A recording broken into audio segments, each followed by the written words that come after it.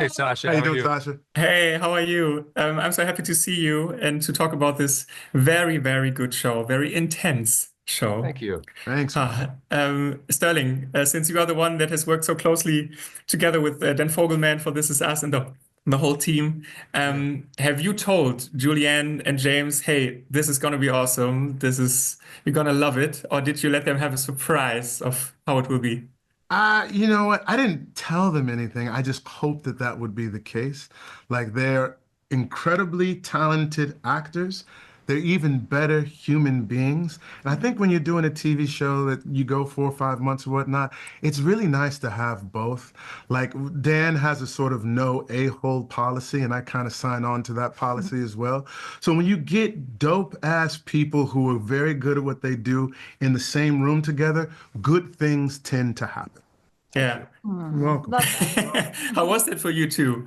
Yeah, now hearing that and Same thing he said is, which Dan is always going to populate his sets with good people, Yeah. good human beings that work hard, care about the project, and are excited and passionate about it. But at the end of the day, you walk on set, and I hear Sterling and Julianne cackling in the background. It's like, yes, this is the environment I want to be in. And then when the cameras roll, we button up and take it very seriously Yeah. and very focused. And it's a dream environment. So it's one of the reasons why I wanted to work with Dan and also these two dope ass individuals as well. Yeah, it was the same experience for me just meeting Dan. He's just he just wears his like success and talent so lightly. Yeah. And so I loved that about him. And I loved knowing of, his loyalty, their loyalty to each other, and the whole crew for the most part. I think, what is it, 85% of the crew Pretty much, had yeah. all worked on the show before also. Right. I worked on This Is Us.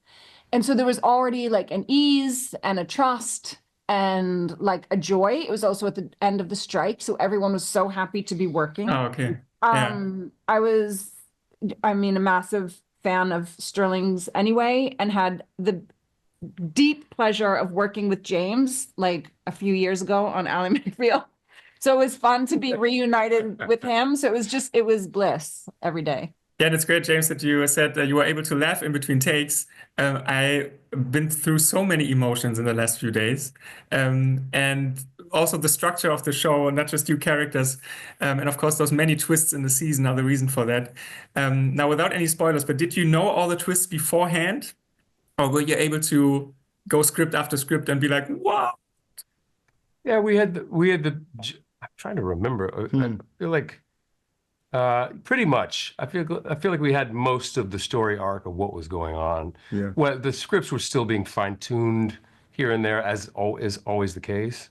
But yes, it's a show where you need the blueprint. Right. You really do, because it's so intricate, the plot, the details, when certain things are revealed from a storyteller's perspective. So it required a lot of focus and concentration and preparation on our parts and everyone's parts of what when the flashbacks can get confusing. So yeah, we had most of it all in our heads, or at least I pretended to. But I had a similar thing to you, where reading the first 4 episodes, I felt like I went through it because I had no idea episode to episode what was coming. And I love how Dan goes into flashbacks and sort of fully fleshes out these people so that we care about them. Like episode 4, Billy's episode, blew my mind. And you learn a little about each of us along the way. And I just find it made me, as even just before I was a part of the show, just care more deeply for each of these characters. One of my favorite things to do is, because I just read the pilot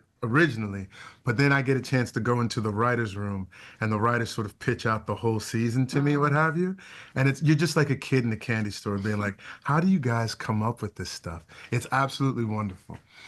Yeah, how did you react when you just heard about episode 7? That one totally destroyed me. That is a tough watch. I cried my eyes out. Yeah. How was your reaction when you just read that and were like, okay? It's intense. It's intense. 7, that penultimate episode of the season, it hits different. And we put a lot of our budget into it. So hopefully people enjoy. But it's a big set piece. There's a lot of things. It explains a lot about the world, etc. And you knew it was big. Like I knew that it was going to be a big thing, but to actually see how it plays out page after page, I was riveted. I was literally like on the edge of my seat finishing that script. I knew 7 was going to be really, really big too. So I jumped from the first episode to 7 and didn't read the ones in between. Don't do that. Who needs Yeah. it? Who needs it? Because Filler. I was doing my own time jumps. You know, that's just my Intro. process. It's my process. Not the performance, but it's all good. Yeah. And then you went straight to the hardcore thing that is I also happening opened there. all my presents before Christmas Day. That's, James does. yeah.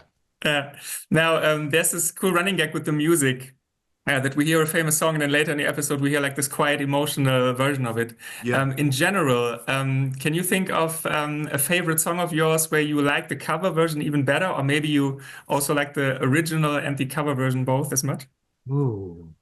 James, you know James. James is a singer. He was the front man of a band called The South. Oh my God. What? Did I remember that right? Excuse me? He's going way, yeah. He's going way back. He's referencing a YouTube video when I was 15 or 16 years old in high school in a country music band, but we did just basically like Garth Brooks covers. Yeah. And the name of the band was called The South. That's okay. Yeah. And South terrible. It's Oklahoma. It's all good. What do you have a favorite cover though? Favorite cover.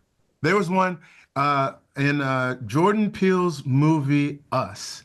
He did a cover of a song that dropped in '94 when I was in college in the Bay Area. It's called I Got 5 on It. And the way that he remixes this song in Us is fantastic. Yeah. I love it. That's a great pick. Yeah. That's a good one. Thank you. Also, Yeah. Chet Faker does Yo Diggity.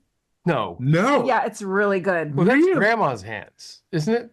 Isn't the No Diggity the dun, dun, dun, that comes from grandma's hands, which is Oh, yeah. Bill Withers, right? Yeah, Oh, this is And then- it's like 3 versions. Ah, okay. But Chet Baker? Chet Faker.